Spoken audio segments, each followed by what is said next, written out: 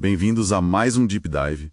Hoje a gente vai mergulhar no coração da célula. Literalmente. Exato. Para entender um processo que é, assim, a base da vida, a replicação do DNA. A nossa missão aqui é entender como o corpo copia um manual de instruções gigantesco, com uma precisão quase perfeita, né? E o princípio de tudo, como as fontes mostram, é a replicação semiconservativa. Que significa que cada molécula nova de DNA é metade antiga e metade nova. Isso, garantindo que a cópia seja fiel. E essa fidelidade, olha, é uma questão de vida ou morte. É um processo tão controlado que só acontece num momento muito específico do ciclo celular, na fase S. Fase S. Isso. E se um erro grave acontece e não é corrigido, a célula pode até iniciar um processo de autodestruição, a apoptose. Controle de qualidade radical, então. Para evitar que células com defeito, tipo as de câncer, se espalhem. Exatamente. O que eu li é a DNA helicase. Ela funciona como um zíper, abrindo a dupla hélice. Mas a construtora principal, a DNA polimerase, ela tem uma regra que complica um pouco as coisas, não é? Ah, essa regra é o pulo do gato. É a fonte de toda a complexidade. A polimerase, ela só consegue construir numa única direção, que a gente chama de 5' para 3'. Só anda para frente, basicamente. Isso. O problema é que as duas fitas do DNA são antiparalelas.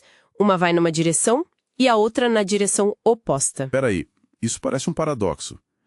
Se a construtora só anda para um lado, como é que ela copia a fita que está indo na contramão ao mesmo tempo? Essa é a grande questão, e a solução da célula é, assim, brilhante.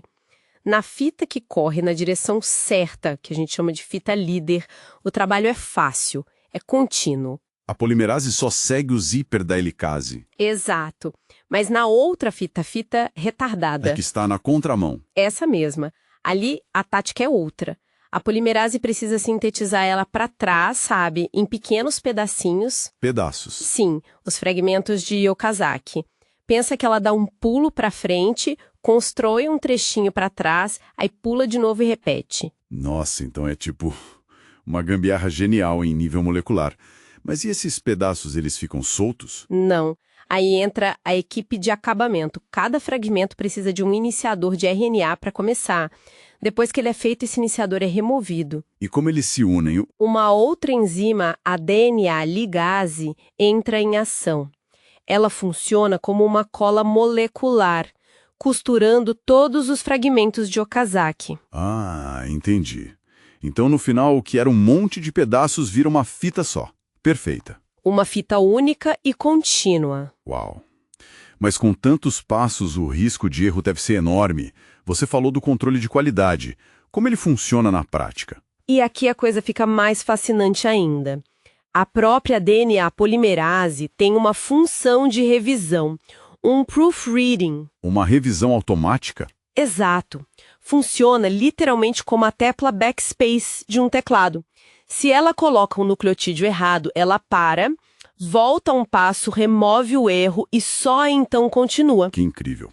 Ela se autocorrige em tempo real. E esse mecanismo aumenta a precisão em tipo umas 1000 vezes. A taxa de erro final é de cerca de 1 em 1 bilhão. 1 em 1 bilhão. É difícil até de imaginar. É quase perfeição. Mas ainda tem um último desafio. Um problema que acontece bem nas pontinhas dos cromossomos. Nas pontas? Sim. Por causa daquele mecanismo de pedacinhos na fita retardada, um trecho bem no finalzinho não consegue ser copiado. Então, a cada divisão da célula, os nossos cromossomos ficam um pouquinho mais curtos. Isso parece perigoso. A gente não corre o risco de perder informação genética importante com o tempo? Correríamos, se não fosse por umas capas protetoras nas pontas, os telômeros. E existe uma enzima especial, a telomerase, que consegue reconstruir essas pontas. Ah, então tem uma solução. Tem, mas o curioso é que, na maioria das nossas células adultas, a telômerase está desligada. Desligada. Por quê? Esse encurtamento funciona como um relógio biológico. Ele limita o número de vezes que uma célula pode se dividir. É um mecanismo de segurança contra a divisão descontrolada. Então esse defeito, na verdade, é um recurso. Um relógio de contagem regressiva. Exatamente. E é aí que a gente conecta tudo com o câncer. Muitas células de câncer dão um jeito de reativar a telomerase. E com isso elas quebram o relógio. Elas se tornam imortalmente replicativas. Podem se dividir para sempre. É por isso que inibir a telomerase é uma estratégia terapêutica tão importante. Entendi. Então, o que a gente pode tirar disso tudo é que a cópia do nosso DNA não é só um processo mecânico.